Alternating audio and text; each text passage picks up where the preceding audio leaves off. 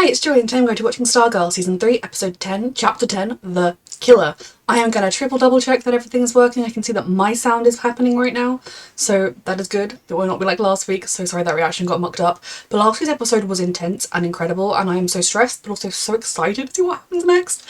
A reminder that you can find the unedited version of this reaction on my Patreon, and let's go. Why are we focusing on them so much? Are they about to die? Next murder victims? It's been a while. Have they been out all night running the babies? What if that thing got her? It probably did. She's probably in its belly and we're gonna join her down. What?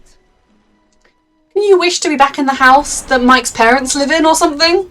Mike's father lives in because they were taken to where his mother is, and that is not the way he needs to meet her. So where are they?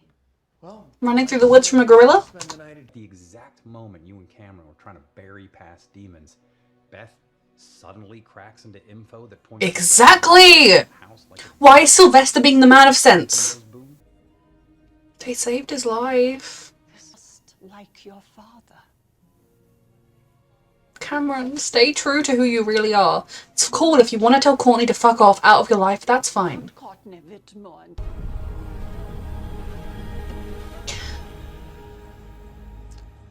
I'm stressed. There are so many better ways this could have gone. Mr. McKent almost died. Well, he didn't. Neither did I. That's true, but your heart rate and blood pressure are elevated. Good, look after this boy. I feel better than ever. Because you're high on steroid. Cameron McKent and his... You just rushed in. You even hit Courtney. It was an accident! This isn't you, Rick. Okay? You rushed in and you caused a problem and you hurt Courtney. It wasn't you, but exactly. Listen, please. I'm fine. Really? Then take it off and put it on at the first sign of danger. Prove it to us. Take off your hourglass. Mm-hmm. Take it off for 10 minutes. Don't ever tell me what to do. Rick, you are not okay. You're becoming a villain, and I love you, and I know it's the hourglass. Hold on. Rick! You need to talk to Courtney and everyone else to let them know Rick is off the handle. No matter what they do, you follow my lead, all right? Why did you even bring Sylvester? Your temper, like Rick should have done. Have you met him? That I would hurt a child. You just tried to freeze dry a bunch of kids, Grandpa Frostbite. Yes, your temper's under control. Super. Sorry. We were defending ourselves. They actually were. Starman. That's the worst part of that interaction is the way Rick burst in. They technically were just defending themselves. Like, yes, maybe they went too far with it at certain points. I don't like the high school grandparents, but... The why, the how, that doesn't matter now. There's no coming back from that. Not for my wife. Your son killed a lot of other people. Take your family and friends far away from Blue Valley. Jesus Christ. Or you should come for us. We would love to take a shot at you. This is going great. Go now. So how does the cycle continue? She kills them, and then we kill you because of that, and then Cameron has to come after us until everyone's gone? I know he doesn't necessarily want this. He just can't control his wife because he's her own human, but... Jesus Christ. Is she here to make peace? Or to murder? My son could have saved this country. No, he couldn't.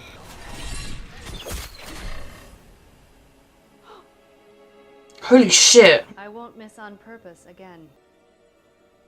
I mean, at this point, the grandma needs to get taken down, whether ideally to a prison. Oh my god. What are you two idiots doing here? Hey, we found her! At least she's alive.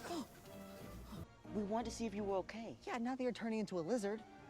Mike. Lizards are by far the most beautiful and intriguing Jesus members of the Christ. reptile family, if you ask me. What does that mean?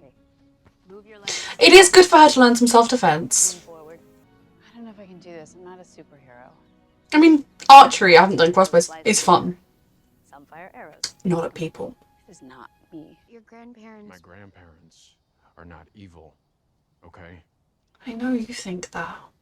They're just angry. I know he wasn't a good guy all the time, Cameron.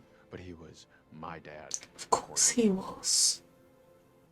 You can still have mixed up feelings about him and love him. Did you have to kill him to stop him? Did you have to take him away from me? Sweetheart. Forever? This is such a sort of child's response. A child that loves his dad and doesn't fully understand everything. Never set out to hurt him. Who killed my father? It was actually an accident as he was charging to murder I us. swear to you. What about all the people your father killed, sweetheart? I get you're angry and grieving. Now who? Tell the whole situation. Please. He was charging towards someone and it was an accident. I mean, is she gonna say she did it or something? I did it. I knew she was gonna say that. Sorry. To protect Mike. Describe the situation, just put yourself behind the wheel.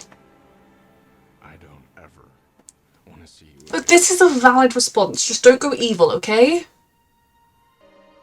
You're a good sister. At least Cameron believed that his dad had done shit things. It's very complicated to wrap your head around your parent not being who you thought they were, your parent being a bad person. It causes a lot of complicated, mixed up feelings. Forgive the people who murdered our son? Never! Okay, well, can you try and understand why it happened? Maybe your son kind of brought it on himself? Doesn't change the feelings you feel, but... Dad! Yep. We were in the woods. Mm-hmm. You're getting the biggest hug of all time. Jamie, all right? It's one of the most dangerous things that the JSA ever faced. It's just really wonderful that it's here, and Cindy's going after it alone, and that's going to go great. It will only bring more destruction to our families and our community. Look, what you're saying, George wanted in the end. No. it's a good pitch, but You kill them. How will this help Cameron? What kind that of should be your focus. him? Den er. Jeg kan tilgi dem. Kan du? At this point, could genuinely see this woman killing him and then telling Cameron it was the heart attack and therefore the JSA. No, Rick? I haven't heard back yet. He's off becoming a supervillain. But he went by a lot of names. When we first met him, he was just another criminal until he escaped us. Killer goes by many names. He has to be the one that sucker punched me back at the gambler's trailer. Makes sense. It's probably also who killed the gambler, right? The episode is called The Killer, but The it's one that was watching us? too out of left field randomly.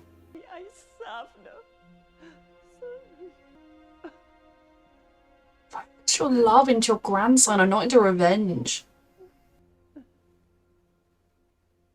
I keep expecting something to happen in that panning shot. Eclipso. Good and bad have come together before, and we can do it again. And get another new start. Maybe she's right. She has a beautiful belief, Every one of us, though, working together. including Rick. Mr. Morrison was at trial tonight. Oh my god, I'm going to Nebraska! Artemis deserves it. Kid is the first female. We love you so much. We love you. Love you too. So proud of you. Why did that happen over the phone? I'm stressed. The hell is this? Don't follow the trail. Just when I'm vaguely starting to like you, even though you are you are serial killers, so... Someone wants our attention. I mean, I'm starting to like them, but then I remember they killed multiple football coaches and God knows who else. Why are you here alone, you idiots? It's Growly McGrowlison's lair.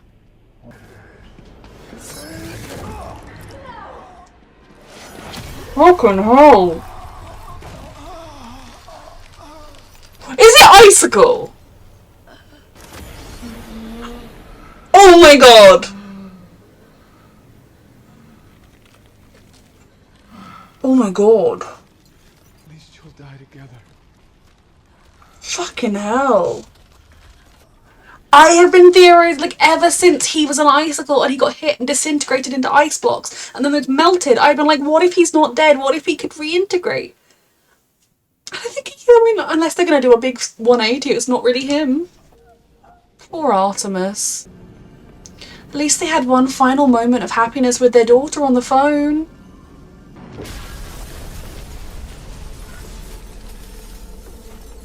Jesus Christ, that was brutal. Oh, hey, Mike hasn't killed anyone! Yay!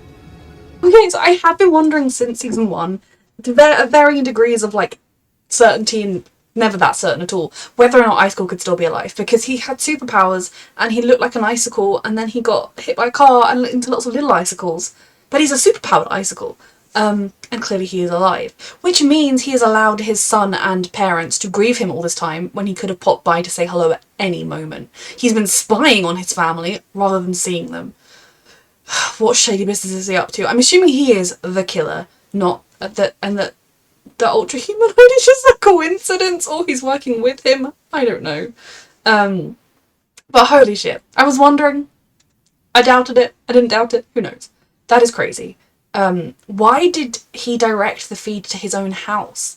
Or was it a coincidence that it wasn't actually a trap, it was just he was using his own house's feed to get to him because he could access it or something? I don't know. Is he angry at his family? Or I suppose actually did he want to make sure Cameron didn't end up believing Courtney and joining her? He wanted to make sure there was a rift between them to keep his family his or something. But why the fuck have you not been to see them? Like, explain everything to Cameron in your own stupid... I mean, I'm glad he hasn't. Cameron's already unstable enough as it is without his dad being the one to fill his head with lies. I wonder actually if going forwards, seeing his dad being evil is going to help push Cameron to help, like, Courtney and the others. For one thing, he won't have to hate Courtney for killing him anymore, because A, she didn't even remotely, and B, he's not dead. But that is going to be interesting going forwards. Like, it isn't the hugest twist because we have been wondering about whether or not Icicle was dead, but it also is a huge twist at the same point. I think they held off long enough with us being like, oh, he's dead, to order to bring it back. The moment when the mother was crying like, I miss my son, I did half expect it to pan outside and just see him outside the window. I was like, so I wonder, because I think, God, finding out a parent isn't who you think they were. Finding out that they are actually a shit person or a truly terrible person is an extremely difficult process, and I can't even imagine what that is like when you're already grieving them and you've lost your other parent and it kind of changes your whole worldview. It is not going to be a quick instant, okay, cool, that's fine, my dad was evil and you killed him, great, bye. You know, it's going to be a struggle. Now, if the evilest Cameron gets is just telling Courtney to fuck off out of his life, I fully understand that. However, whatever you're processing, whatever you're dealing with, she is still, as far as he's concerned, the girl who killed his dad. I think it's very different when your parent is alive, has A, chosen not to come and help you out when you've been grieving and be like, I'm alive, kid. B, is actively murdering people. I think seeing it happen, it's a lot different. So I am hopeful that we're going to ultimately end with, you know, maybe... I say I want to end with Cameron joining the team, but, like, there's not even another season, so what's the point? Just Cameron being able to, like, be at peace with Courtney, you know? Whether they're happy together or not, I don't really care. They're cute together, but they're also, like, extreme Romeo and Juliet situation. But I kind of think if they could just... he could kind of be at peace with her and just live his life free of his father would be wonderful. And the old people as well. He hasn't even told his parents. I am sad that the Crocs are dead. I did enjoy them, I even kind of liked them, but I could never really get on board because they were always portrayed as such funny, daft murderers. And they killed a lot of people. They killed football coaches who didn't promote Artemis. Like, now Artemis is yet another orphan. I'm going to say yet another childless, a parentless child, because, you know, technically we have Rick and Yolanda already, even though Yolanda's parents are alive. She obviously is going to be struggling going forwards. Are we going to see more of her or less? Like, is she going to end up in the foster system and just away again? Or is she going to end up being taken in by someone or we'll see her or whatever? But regardless, I suppose it's nice that they knew their daughter had got into college. She had that final moment of happiness with her before they were murdered. Yeah. Did he kill them for betraying him, for choosing the other side, for telling his parents to become good? I don't know. It was just very interesting. When Cameron was adamant that he wanted to know who had killed his father, I knew Courtney was going to say herself. She was never going to say Mike, never going to risk that hatred and whatever. But if it was to go wrong and Cameron was to try and get revenge, she would never want it to be on Mike. She is a good sister. I kind of think it would be good if at some point, before they find out Icicle is alive, Mike could be like, it was me, not her, stop being angry at her, or whatever. But again, I don't even know what situations we'd be in where that would happen. Because we're going to be trying to stop a gorilla, an evil sentient scientist, evil mega brain, potentially trying to recruit the McKents into that, which I do think it's even bolder than Courtney's original plan of bringing together the villains, given how things have been, and given that the last time Barbara saw them, Mrs. McKenna was like, I'm gonna kill you. But I respect it as well, because there is good in Cameron. And I think what we kind of saw in this episode was, with Cameron, was a kid struggling. He's still a kid who misses his dad. He's still a kid who's trying to put together the fact that he loves his dad and he misses him and he's been taken from him in his life, but his dad was also a bad person. You know, maybe if they hadn't killed his dad, which obviously we'll get to that, he could yell at him and scream at him and say, why weren't you who I wanted you to be? You know, you could have those feelings, but it's so much harder to have when it's someone that is dead.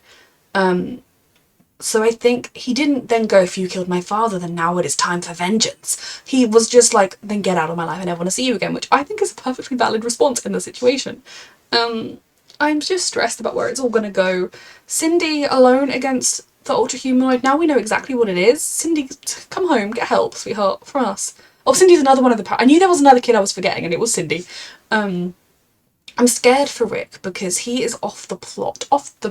He is so far gone that at this point I think he might as well join the villains. I mean, I don't. I say this from a point of view of, I love Rick and I support him and I hope he finds his way through this, but what is that kid playing at? He is so lost. He is so far gone. And when someone like Beth, who he knows cares about him, is reaching out for him in this way, and he just, don't tell me what to do. She's not. She's just suggesting that if you're not overly dependent on the hourglass, you could take it off for 10 minutes. I do hope Rick gets some help going forwards, because the last thing we need right now, going up against all of these bad guys, is an unstable Rick. And having to worry about that on top of it. So hopefully at some point in the next episode, you know, somebody will dedicate some time to actually trying to get through to him and helping him. Maybe even Pat knew his dad. Could Pat talk to him about his dad and how... fucking Sylvester is the one that suggested taking... I mean, he didn't suggest taking the limiter out, but he pointed out the limiter and he didn't bother to explain it. I don't trust Sylvester one bit. I think Sylvester, Ultra Humanoid and Icicle are working together for an inexplicable reason that I do not know how to explain.